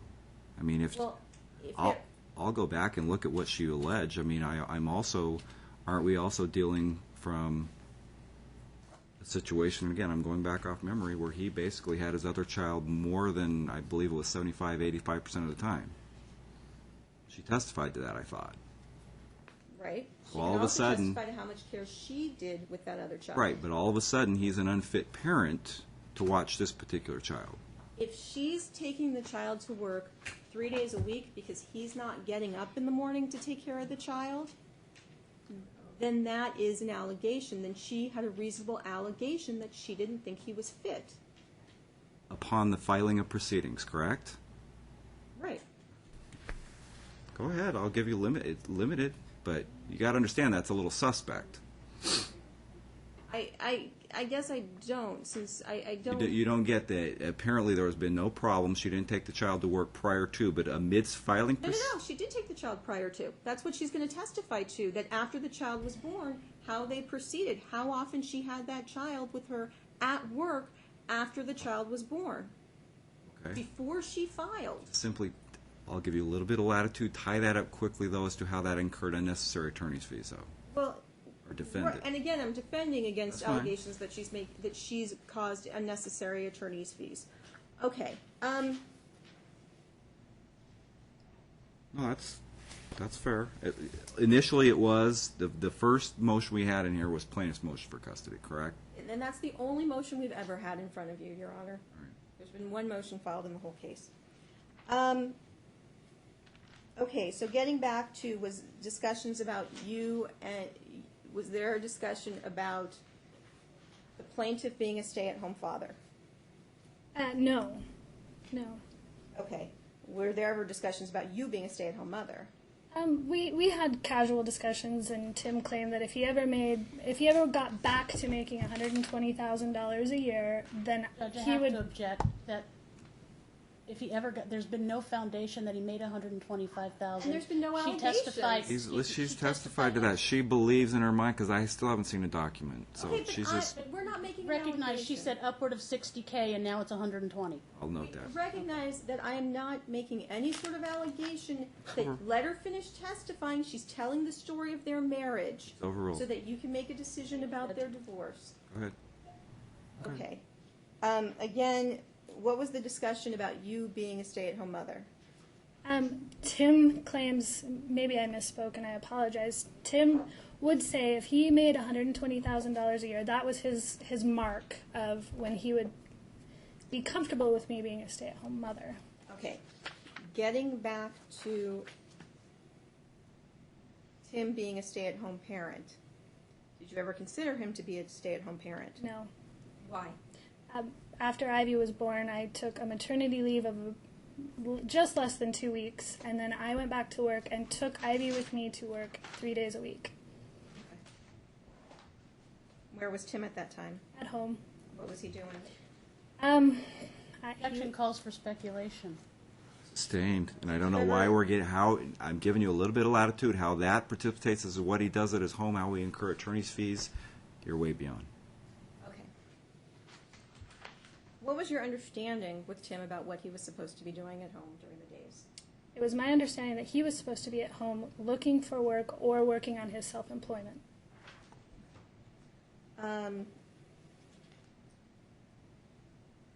Did there come a time when you moved out of the marital residence? Yes. When? It was Easter of 2011, excuse me. And why did you move out? Because I came to the realization that Tim had misrepresented himself. I lost faith in my belief in him, and I realized he was not going to be a partner or somebody who would contribute to the household monetarily. Okay, what do you mean by partner? He just, it wasn't a partnership. It was more like, this is my house, we'll do it my way. Okay, as far as what? As far as... I would object again. I don't know how. We're getting way off how this incurred attorney's fees, Ms. Cohen. Well, because How this, I realize, I get her point as to why she defended a motion. All right, I get that. I don't know how many hours were incurred, but now you're getting into their lifestyle, and I'm getting the purpose reason why she's testifying is to demean him. I'm not doing it. Your Honor, it has to do with their ability to communicate after the separation and before the separation. How does that attorney's fees? How does that equate Well, to dollars because and the attorney's counsel fees? is going to say if there are going to be allegations that she had to have phone calls or write letters or got freaked out because my client said, hey, maybe we should try this new schedule with Ivy, I want you to understand how dealing with her client has been for her before the separation and after the separation. Because frankly, if the allegation is it's crazy that she said she wanted to change, she's caused attorney's fees because she suggested changing the visitation schedule. Well, there's obviously a communication problem if he's so concerned about hey, maybe we should try this with no motions being filed. They're sending letters to me. No, I'm not doing that. Ms. Cohen. Listen, Dr. Mortalero's report said a lot, and I'll go back through that again when I look at attorney's fees. They were trying to go amidst and get me back through their marriage and all the things that went wrong in their marriage, and I'm not doing it. The issue is attorney's fees, why you felt it necessary, and I get her. If she had that much time, why she would defend that motion. That's all I need. That's all I need. I don't need to get back in their whole life, because that doesn't equate to attorney's fees incurred. Okay.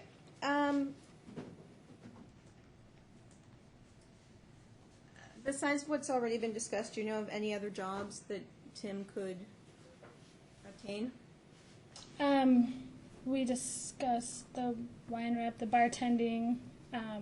He was a forklift operator.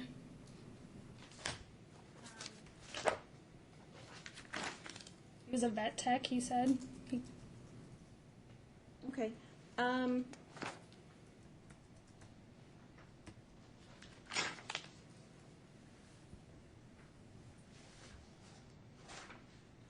Would you turn to Exhibit A, please?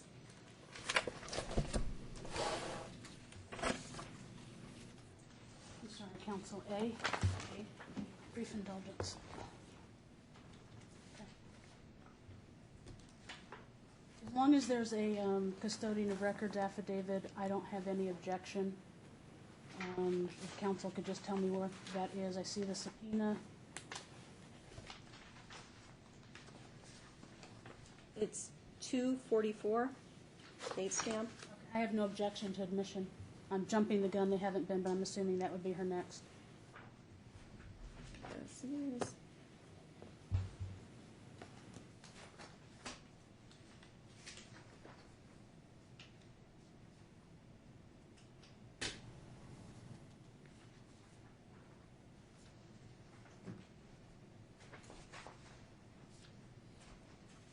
Okay, and how much have you paid in attorney's fees? I paid $5,000 to my previous attorney. Right now, where we stand, I think there's $15,000 to Pecos Law Group, but that's before trial and trial preparation. Okay, and what will life be like in your household if you have to pay $500 a month in child support to Tim? I will have to go get a second job. Relevance. It's statutory. I mean, It is statutory. Your Honor, the case law says that more child support isn't always better, and We're not asking for more. We're asking for the statutory Ask for the statutory amount. amount. Your reason, if I entertain, Ms. Cohn, that argument for every person who walked through the door, I'd be setting my due course 3 years out. How would your life be if you didn't have to pay child support, or if you do have to pay child support? I think it's relevant, Your Honor. We're talking about You tell me. The presumption is it's set under Wright versus Osborne. It's statutory. It's case law when joint physical custody. You tell me.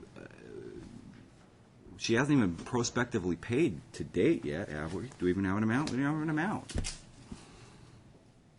So then it would be speculation. Second of all, we haven't even said it as of yet. I think she knows how her finances would be affected by it, though. Again, I would have a 3-year document if I had to take that particular issue into consideration every time we set a child support amount. Every time I set I'll be candid, deadbeat dad. Look how this is going to, I'm doing a reference in this case. Yeah. Walk through the doors. How this is going to affect my life if you make me pay child support, Your Honor. If I had to do that in every case, at least 3 years out. All right, It's not a factor. Tell me a case that says that. I have to But take like I said- consideration how it's going to affect her finances. Fernandez says that more child support. That's a is not modification always case, first of all. Right. Right. But it's still an overall. I haven't even set child support, so Fernandez doesn't apply. It's not a modification case. Right, but we're still talking about. Wright v. Osborne, and it's Right. NRS 125B.070 and 080. That's what it is. Right. All right, Your Honor. Okay, I'll withdraw. If you can direct me to Fernandez and a break that says that I should take that consideration when setting child support, Fernandez stands as a modification case. I don't think the fact that it's a modification case means that it's not something that the state is saying. Ms. Cohn, is so important. The court has said. you're getting me on levels and I'm just getting dumbfounded. So are you telling me that when our child support hearing masters, let's get down into over on Flamingo, that every person that walks in front of them, they should take in consideration how me setting child support is going to affect you financially? I'm saying in a situation where you have one parent who isn't working even part-time, and you have one parent who's working full-time, yes, you should consider it. For the part-time person, No, first of all, It's your case. Your case was coming in to show he's willfully under or unemployed at this Well, point. no, it's not my case because the burden is on him to prove that he's not willfully underemployed. Not when you're not setting a baseline history. He said consistently what he's earned. He's stated consistently he's a part-time software engineer, whatever that may be. He didn't testify to being a part-time engineer for a certain amount of time. It's your He case. testified to since the time they got, since he's been working. But when you ordered him to do a job search, he didn't say, oh, hey, now I only work part-time. Months and months ago when you ordered him to do a job search, he didn't say that he worked part-time. And those are the type of things you have every right to be asking him about. Okay. But can we all agree that I have no baseline to go off of for the 15th time on the record? I don't have his tax returns. I don't have his check stubs. I don't have it when they met to where we can say, you know what, he could earn this regardless of what he's telling her. And let me tell you, guys tell females a lot of stuff. They do. There comes a point where you want to maybe check up and make sure things are reality. But the fact is, what is my baseline that I'm going off of? That this man sitting right here could earn and has earned this amount of money, and I should take this amount of money in consideration. You can take into consideration what he's capable of earning. Capable assumes he has. Okay, we'll go through his jobs that he says he's applied for, and Okay. all right.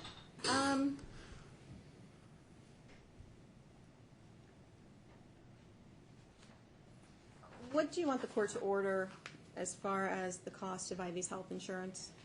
Half of Ivy's health insurance. I would hope we have stipulation regarding that. No, she testified that there is no cost. I believe she hasn't produced anything that shows that there's any cost for dependents. She testified she offered to cover Emily because there was no cost to her. I don't think we've seen a document. Our Maybe you understanding. can. Whatever she pays out of pocket, not the company, whatever she Right. pays literally out of pocket, it will be split. And that was provided to counsel already. If it's an unreimbursed, I or if faxed there's, it to her. or if Well, it's, I don't want any suspect all of a sudden because I'm guessing Ivy's been covered to date, right? I've never gotten, to my recollection, I've never gotten something from an insurance company that says, this is how much it costs and this is the breakdown for employee versus family. So once I get that document, fine. then We we have can no all be problem, agreed. subject to verification. I can show you. I faxed it. Whatever that amount is, whatever the defendant comes out of pocket for paying for that premium, to allocated verification and specifically proof, to of this course. one child, then it's going to be Absolutely. split. Your Honor, so that we don't have Subject to problems in the proof. future, can we look at what I've already sent and make sure that that's enough proof? Because I don't Put it want on to the break. spend. Maybe at a break, I'm not going to do it Well, right. I sent it to counsel. She But has it's it. a I quarter to approved that 12. she Can we has do it over the lunch break? Obviously, we're not going to finish right now. It's fine. We'll do it at the break. Thank Show her a reminder what you faxed. Okay.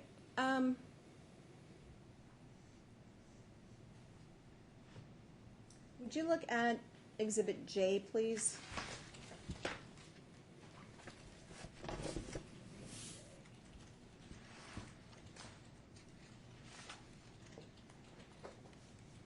Actually, let's look at Exhibit K. Hold on, K was the new stuff. Mine does not have an Exhibit K. It's right there, right in front of Oh, you. this? Okay.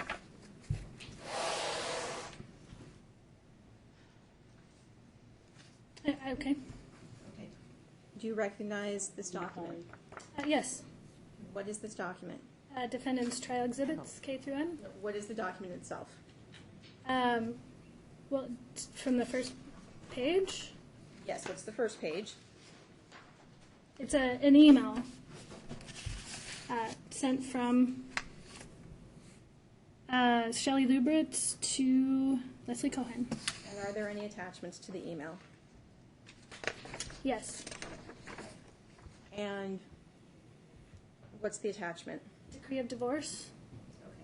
Can you review this document and tell me in general terms what it says about dividing assets and debts? Judge, I object as to the relevance and how that is related to attorney's fees. They didn't approve the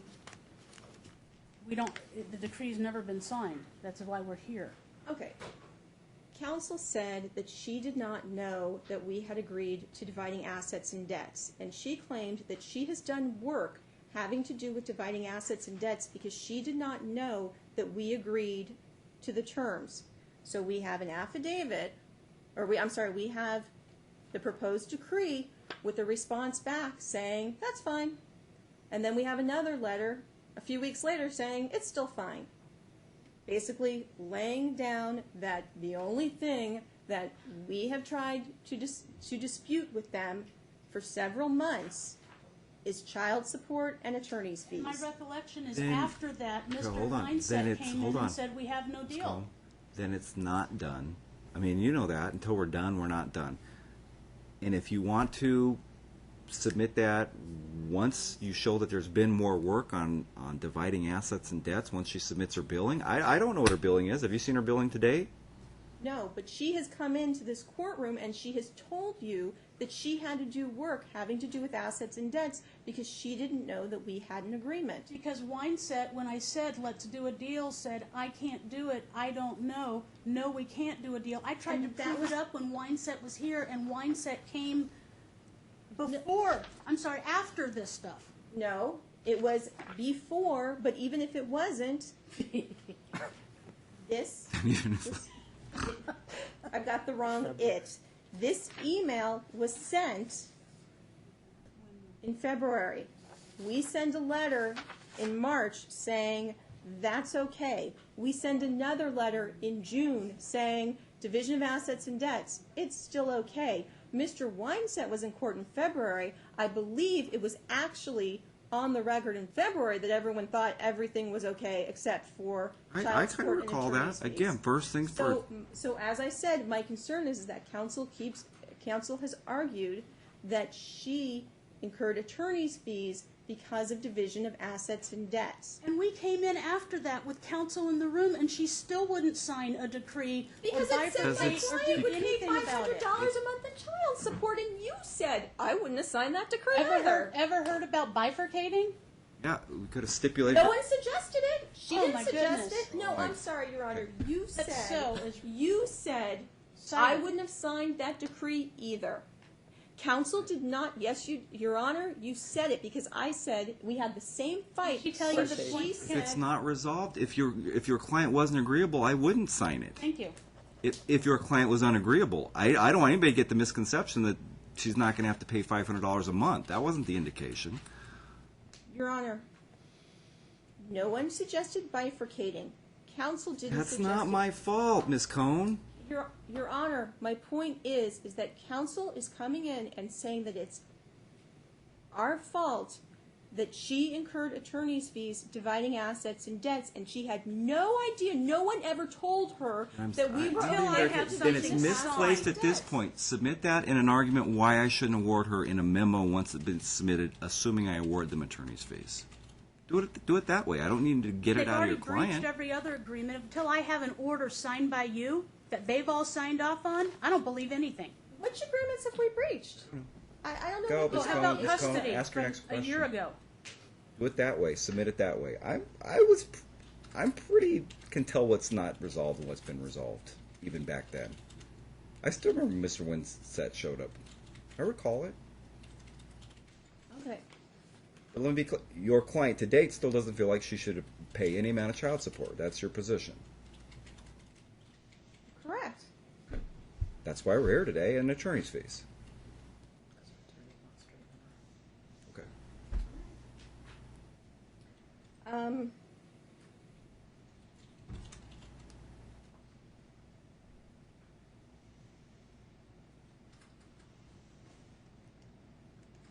All right, Your Honor, I'm sorry. So did you leave it with I can submit these, or I can't? Do you want me to hold off and just, if you award attorney's fees, put them in the brief, or do you want them? At this point, do it that way, yes. All right. Okay.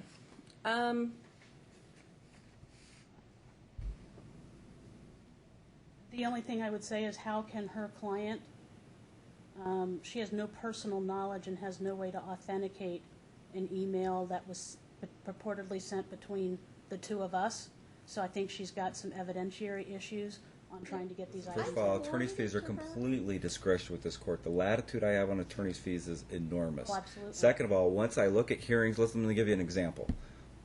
If shortly after one of these hearings where I get the impression, I'll go back and look at the videos, that most things have been resolved but for child support and attorney's fees, and then I see hours and hours and hours and hours and hours spent on doing, let's say, a Malmquist formula, probably not getting those attorney's fees. Absolutely. So Would that, agree on that. let's get realistic. At this juncture, in my 4.5, I've seen dozens and dozens and dozens of bills for attorney's fees. I got a pretty idea what's reasonable, Yeah. what's not reasonable. So. Of course not.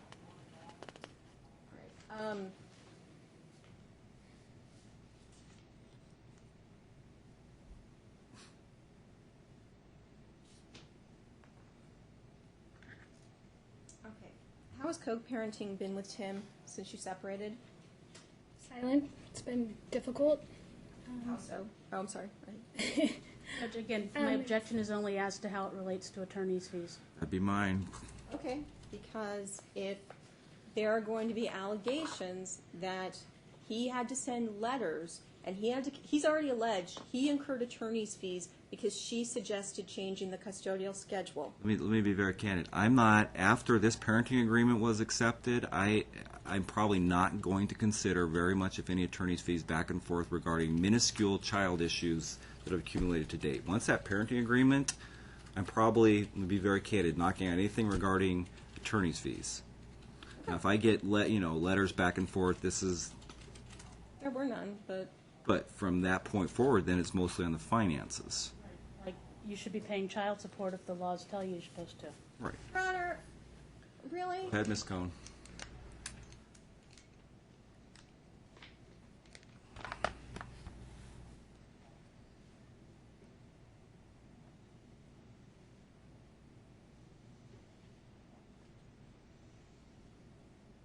Have there been any incidents regarding exchanges during the trial?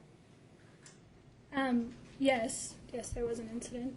Same objection, Judge. Sustained. And I will explain. The reason why is that my client made allegations in her initial motion having to do with his inability to get up in the morning and refusal to do so. If she's still having trouble with that, even if she agreed to joint physical custody, it shows that she had a basis, a good faith basis, to bring the concerns before the court. Today? Going back a Today? year ago when she did Today? it. If it's, Your Honor, the point Today? is, No. Move on. Sustained. okay, during the marriage, after Ivy was born, what were most mornings like? What was the routine in the household? Same objection. Sustained. Your Honor, they're Sustained. making- Move on. We're taking 2 steps backwards, Ms. Cohn. I don't know how you're not getting that. Well, Your Honor, like I said, I'm concerned about allegations that she's done things that weren't in good faith. You haven't even seen her billing yet. How do you know that? She's made them orally. I haven't seen her billing. You haven't seen her billing. Then bring it up and show this kind of stuff. That these type of things should have been filed way back when. I have Dr. Mortalero's report. I'm gleaning what was going on. See the agreement that they reached? Right. Okay. I don't care what's happened just recently. That has no relevance whatsoever regarding attorney's fees accumulated to date. Well, like I said, I believe it does because I believe it reflects what was going on in their relationship and why she's felt the need to bring the original counter motion that she brought.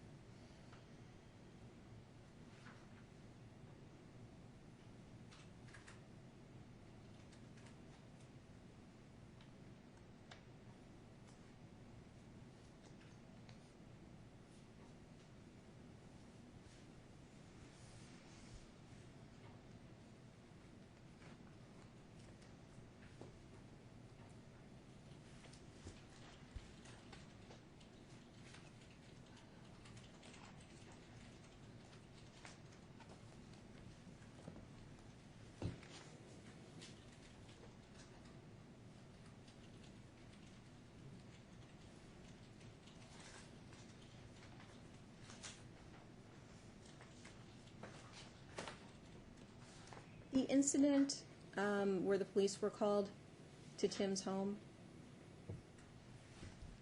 Why were the police called to Tim's home? Because our temporary agreement was over and Tim refused to yield Ivy. What do you mean by? He refused to give Ivy back to me. I can't hear her. I apologize, Judge. The voice is dropped. He refused to give her the child, so the police were called out. Okay, thank you. Okay, and have you ever seen weapons in Tim's home? Yes.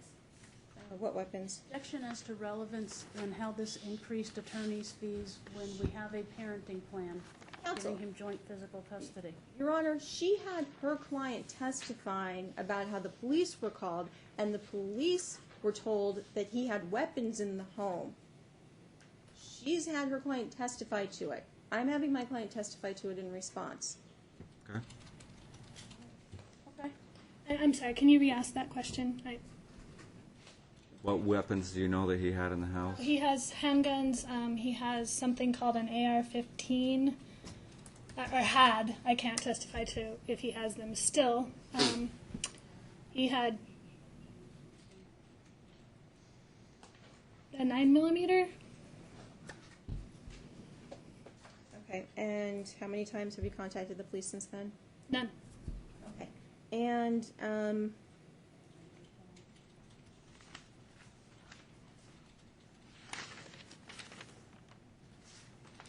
how many times have you contacted Jackie, his ex-wife? Jackie? One time. Objection. She had a test. She already brought it up. She raised How it. many times she contacted her has nothing to do with it. What has to do with it is the contact that she did have that's been submitted and admitted into evidence outlined in the declaration as well as in the mother's email. Let's go. So what is, right, so what does that equate to as far as attorney's fees?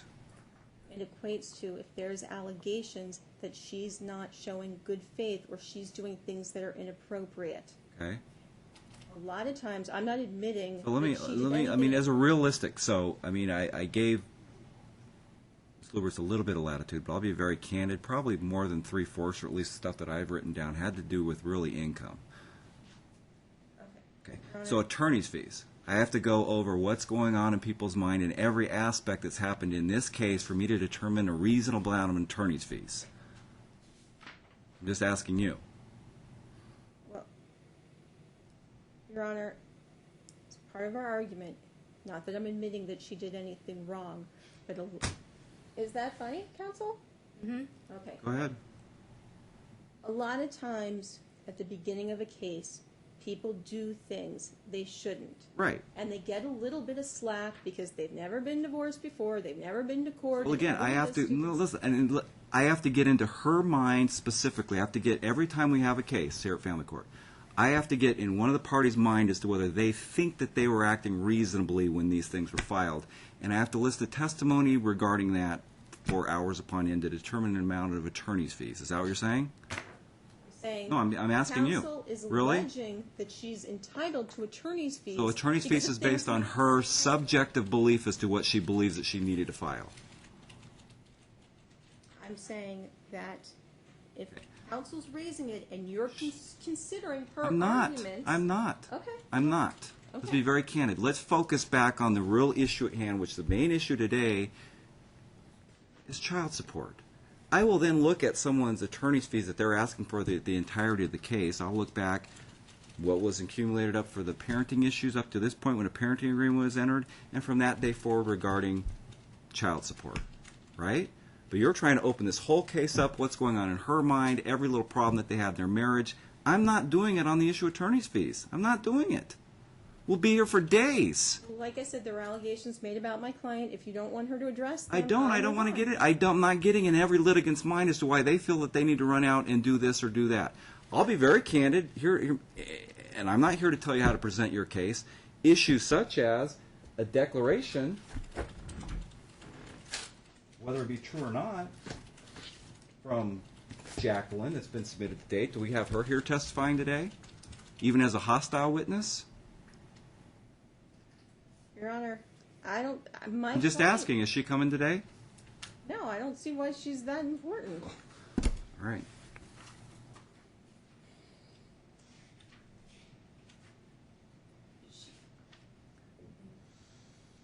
Is there another question? I don't know.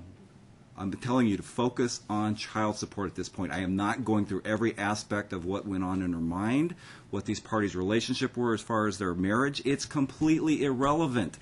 We're fixing on the amount of child support, and I will look at Ms. Lubert's billing and see if it's reasonable. I'm not getting your client's mind as to what she thought was reasonable. That's not what we do. Okay.